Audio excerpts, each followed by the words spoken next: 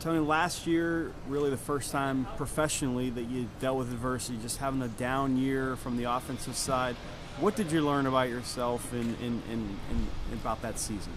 Oh, there was a lot of things I took from that season. I mean, defensively, I made a lot of strides in the right direction, and offensively, with my approach, there was a lot of things I learned as far as what kind of balls I can drive and what kind of pitches I should be swinging at and what kind of pitches I should be laying off. I mean, pitchers at that level have a pretty good idea of what they're trying to do and how they're trying to attack you, and they usually do a good job of sticking to that. And I learned a lot of patterns and a lot of things with my swing and my development that are going to be useful in the future. This past offseason, you did a lot to get ready for 2012. What exactly did you focus on to improve this year? Definitely my work in the gym and the way I ate and how disciplined and motivated I was. There was a lot of times in the gym where I was getting tired and I would tell myself that you got to keep going. I mean, you got to be in the best shape of your life. This is a big year for you, and you can't cut off sets. You can't move down in weight because you're tired. I mean, I had to grind through it, and I really did a good job of that the whole offseason and sticking to a strict schedule and doing things the right way, and it's paying off right now.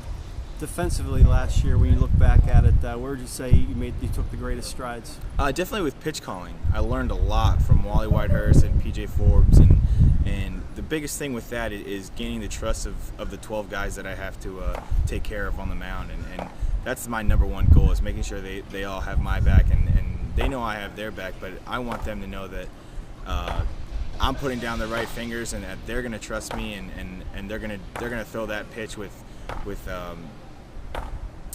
aggressiveness and throw the best they got, and that's the hardest thing about learning how to call pitches, is that these guys got to know that I'm working and that I'm trying to do the best I can. There's been a lot of talk about Rod Barajas and how much he has helped the pitching staff as a veteran guy. How much have you learned from him this spring? A lot, actually. I mean, every time we're doing drills, he's always got something that he's learned or something that's worked for him, and he's got a lot of years of catching in the big leagues, and anytime he steps in and shares his insight on what we're doing, we all listen. And he took us all aside one morning and talked to us about our things, different aspects of catching and what's important and what's not important, and we learned a lot from that as well. From one number one pick to another, why should Pirate fans be so excited about Gerrit Cole and the time that you spent with him? The kid's electric, man. I mean, from what I've caught him all through instructs and through spring training, and the kid's got an unbelievable fastball. It's really heavy. It's got a lot of life. It's got a lot of late movement, and his off-speed stuff is bar none some of the best stuff I've ever caught. And he's so young. It's ridiculous how young he is and how developed he is. And as soon as he gets the right mindset and the right composure on the mound, he's going to be really good.